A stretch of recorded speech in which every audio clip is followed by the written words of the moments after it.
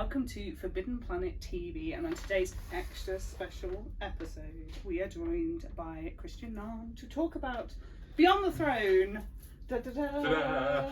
Plus, now seeing it in person, I've noticed the rainbow. I haven't. Yeah.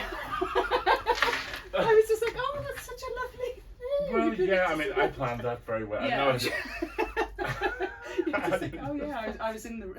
I just saw the shiny gold, and that was me, my like a magpie, so I was drawn like... to the shiny gold, and my black eyes. We fought over those black eyes, by the way. Really? Yeah, I wanted them to stay in. Yeah, they were like, that's just your real soul. And that is my real black eyes. soul. You know what I mean? That's how I feel.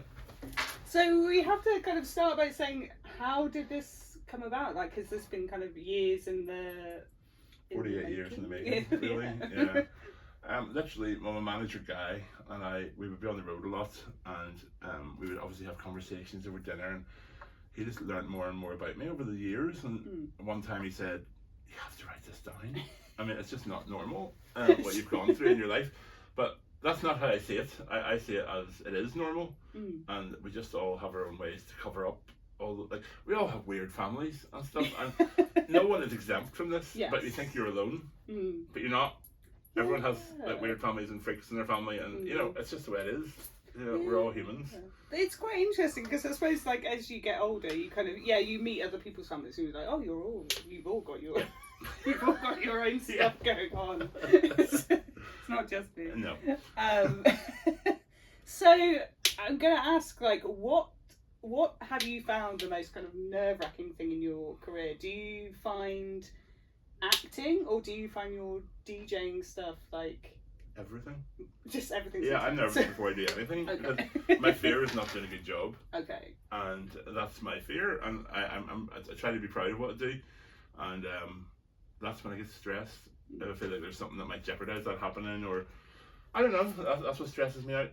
And it makes me nervous. And I've been DJing now for nearly 30 years, and I'm telling you right now, every single time, I'm a nightmare to be around before I go on. Honestly, I'm not this person. I turn into some version of myself I don't recognise, and so it's not good. My mum's ever at an event with me, she's just like, I'm just gonna leave you there. I'm just gonna leave you because you're impossible. But that's just because I'm nervous. You know, and I'm in my own head. And you just have to get out. When I get on stage, whether it be a panel, whether it be a DJ gig, whether it be an acting job, that all just disappears and turns into adrenaline.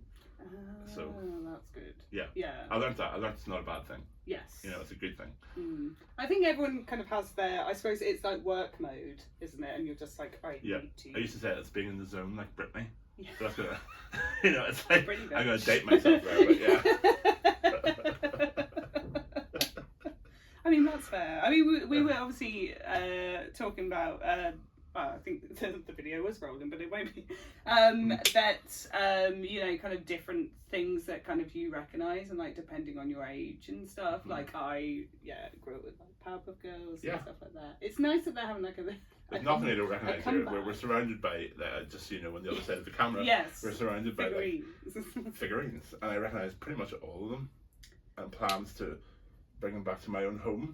But there's even a yellow submarine over there, guys. Yeah, like, it's the Beatles ones are pretty cool. I'm not even a Beatles fan, but that is such a thing from my childhood. I mean, the reason why I'm not a Beatles fan, guys, is because my mother was a Rolling Stones fan, and back then it was like take that and A17, Blur, Oasis. It was like the big. And so Mum was into the Rolling Stones, so I go to the Rolling Stones, and that's why I never liked the Beatles.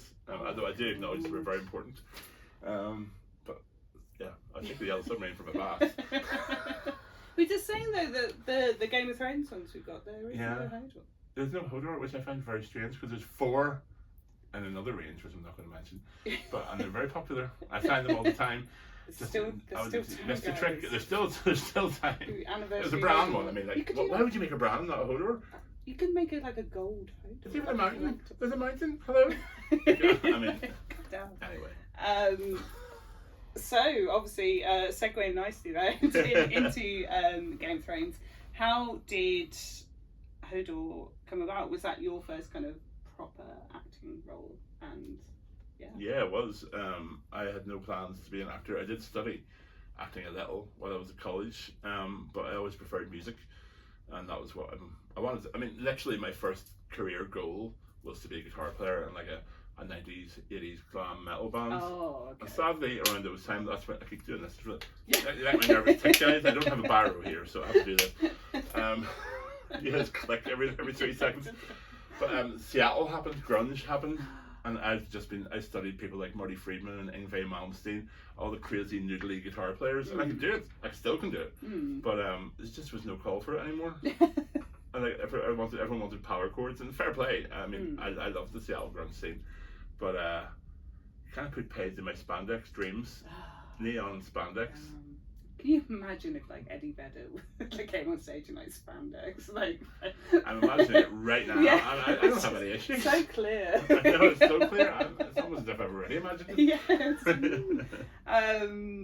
Yeah. So. And obviously, more recently, just thinking of your kind of acting chops on Our Flag Means Death, which I want more. I want more seasons of that. I want more. I don't know. It goes through phases for me, because there was a while we were so sure we were getting the 3rd season. We were told we were getting the 3rd season, and then it didn't happen. And then it felt for a while there we're definitely not going to get one. I don't know why though, and believe me, guys, there's no basis for this, but I just have this feeling of energy at the minute. There's an energetic feeling about it, and I think it's just been nominated for like 35 GLAAD Awards, which is probably a record. Yeah. And it's like, you've just cancelled this show. Yeah. Like, it's loved all over the world, and people are pissed about it. People are super, super annoyed. I know at the last Comic-Con, and obviously you're going to be at the next Comic-Con, there was meetups for like fans. Yeah, I've never seen anything like it. Yeah, it was. It still happens. Yeah. It's still such a year, maybe 2 years ago now. And I only see the fandom increasing. Yeah. It's great. I wonder if someone else could pick it up. Well, I believe it's owned by HBO. Oh, okay. I believe. Right. I did some digging myself. I didn't have enough money to do a 3rd season myself. But I would if I could. Yeah. Because I love working with those guys. It actually felt weird doing all this publicity stuff myself, because I feel like I'm part of a crew. And we just did things together for so long. And the shows I've done and the panels, I miss them. I do miss them, and I hope to work with them all again someday. Yeah. We'll get it back. I hope so. So in regards to, like, I suppose both of your careers, where has been, or what is kind of your biggest highlight so far? It's gonna be hard to like. It is hard, but there's one that sort of, you imagine a tadpole swimming to the top. There's one that definitely comes out in the top, and that's definitely playing guitar with Megadeth. Because that was my growing up. It might be big for somebody else, but like, I literally spent my entire teenage life studying Megadeth and being obsessed with Megadeth just because of how talented they are. And to get to play with them backstage, I think it's as close as I've come to having a heart attack in my life so far. It's hopefully forever. But honestly, I remember doing my saying, "You okay?" I was just like perspiring and just like, I didn't know what was going to happen. You see, I knew I was going to be meeting them, but I didn't know I was going to be playing with them or like getting to hang with them. Yeah. So it freaked me out. And people don't know that I met Alice in Chains after that, and they're like my 2nd favorite group of all time. And they were like, "Oh, you should come on stage and sing with us, because I can sing." Yeah. And wow. I just couldn't do it after doing that, because like my body was broken and my mind was broken. I was like, I can't do that as well. There's no way. I'll actually have to be taken out in a stretcher and taken to like a home for the bewildered. You know? Oh, but that is. I was a huge Alice in Chains fan. Yeah, I've seen them so many times. I love their new vocalist as well. It's so sad what happened to Lane. I got to meet Lane back in the day. Weirdly, the first time I saw them was with Megadeth. They supported Megadeth in Dublin. And what a gig that was. Yeah. You know? So good. So many memories. Oh, that's good. It's nice that in like recent years there has been a kind of resurgence of some of these bands coming back. Yeah. Because I feel like I missed like a load of them. Like I lived in the middle of nowhere, like in a small like, not so, but like in the Midlands. But I was in a small town, and there's near Stratford-upon-Avon. Okay, I went to college in Stoke-on-Trent. Yes. I know Stokey. I don't know. Ask me why. I have no idea either. But I did enjoy it. And I met lots of people there. I met lots of very nice people, and I had a really good time. But the college course wasn't for me. No. So I took What myself did you off. do your college course? It was really one of the first of its kind. There was performing acting sort of techniques, and also music technology and Right, using okay. and performance. Mm. So for me, it was almost like my career. This is a perfect course for me. Yeah. But I found that it didn't go far enough in each. Oh, For me, I then it needed was to go kind of further. a- I needed to be more guitar or more Mm. acting. You know, it just had to be more for me. But it was very good though. And was that your first kind of time away from Ireland? Like, More or less. yeah. I'd always holidayed over in Newcastle upon Tyne. yes. You know, my aunt and uncle lived there. And I spent my summers there. And that would have been it, really. I mean, before I had Game of Thrones, I'd been to Greece. And I'd been to Greece. And I actually haven't been back to Greece since during this whole thing. But it's one of the only countries I haven't been back to. And I never expected I would see so much of the world. Wow. I mean, it's a very kind of cool add-on to such an amazing career. So. Well, I mean, no, I don't think it is. I don't like talking about it like that way. I don't see my career as in any way complete in my mind. Oh no! I don't mean in fact, I don't mean meant that. But I just mean the jackpot for me is just feeling like I'm finished. Yeah. I don't mean money wise or anything. That's not really important to me. But it's just when I feel satisfied. I don't yet. Yeah. I acknowledge what I've done is cool, and I'm really lucky, and I feel very, very fortunate. But I just don't feel. I think I've got more in me. Yeah. I mean that. I don't even mean as an actor, or I mean something. Yeah. I don't know what it is. Whatever comes We'll out. see. Like, I think it's always like, hey, as long as you're kind of out there doing stuff and you're hungry to do more, then I think that's the most Always important hungry. thing. It's always hungry. So just cut that. And so for our kind of final few questions, so do you still do? Because you used to do a podcast as well. Have you been able to kind of keep that rolling as well? Yeah. I've got.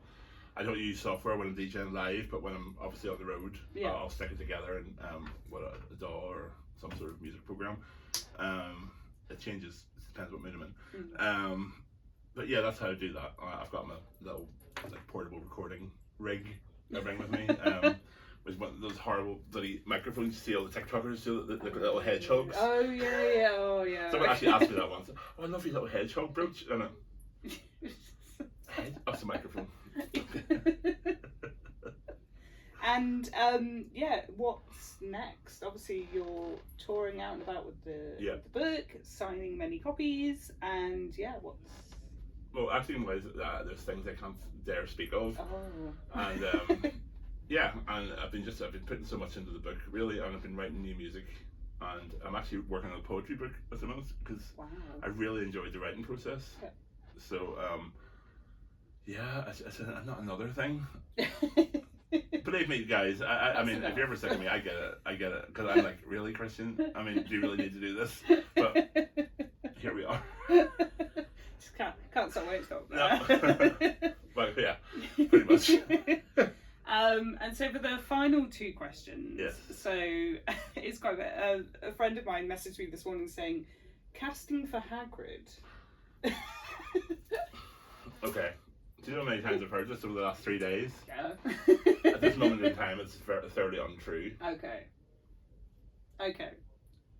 That's all I'm saying. Just put that it's untrue now at this point in time. And for the last question, what are you currently reading, watching, and if you game, what are you playing? Well, the gaming is the most easy. I only play Warcraft at the moment because I don't have much time, and my God, I've played it for 20 years now, and I've put so much into my characters. I love the game as much as I did ever. Really, I mean, I've never not loved it, even during the shitty expansions. I don't mind. Sorry, guys. Sorry, Blizzard. I love you. You know that.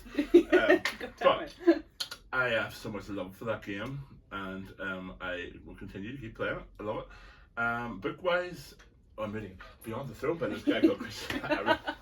No, I'm reading. It's really tiresome, guys. I've kind of discovered recently I have ADHD, and I've been living with it all my life. And I got quoted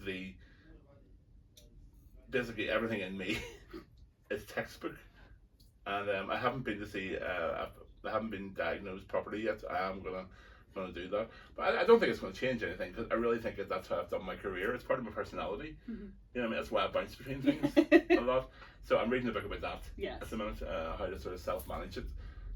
I don't see it as a disability. I see it almost like a superpower in a way. Yeah. You know? And then, what was the other thing?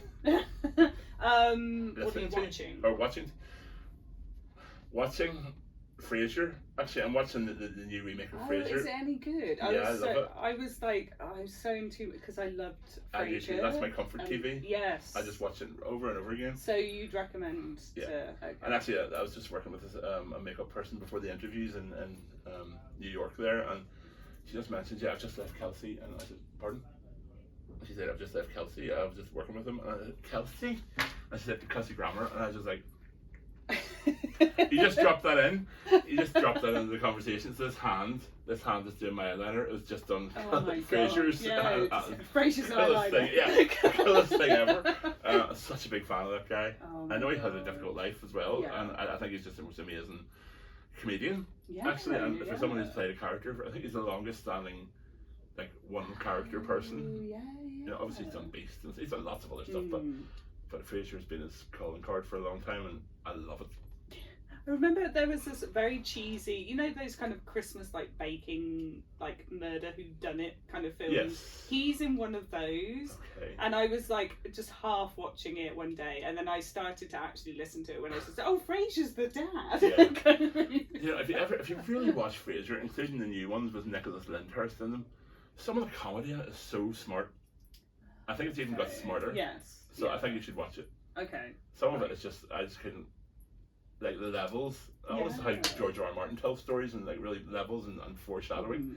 Like this is just genius. Some of the stuff that's being said, it's worth watching. Okay, right. We need to get on to that. I would also like to get on it. High Paramount. Is it Paramount? Yeah, it is Paramount. Yeah, I don't know. CBS, whatever. But yeah, thank you so much for obviously joining us today. Thank you for having me. Signing a ton of copies, and for everyone at home, there's going to be signed copies available on our website and in all of our stores very, very soon. And if you're at Comic Con at the end of the month, you can catch Kristian live. So, are you DJing? I don't know yet, actually. It's a crazy weekend already, so we'll see. Yeah, we'll see. It's going to be crazy. I'm at Ministry of Sound tomorrow night. Looking forward to that. Very cool. But apart from that, I don't know yet. Okay. Well, you're welcome to DJ here whenever you like. Okay. Next Christmas party, we've still got the lights up, so you know, come along. Start saving up. Yes. We'll get new lights in. Oh yay! Someone can turn them on and off really fast. Yeah. It's just like an episode of The Simpsons where it's like, fight for my love. I haven't seen that. He flips the light on. Okay. That sounds about right. But yeah, thank you to everyone out there, and catch our next episode very soon. Bye. If you're enjoying watching Forbidden Planet TV and you're enjoying watching us talk to the world's most interesting and accomplished filmmakers, authors, artists, musicians, creators, subscribe right here. See you soon.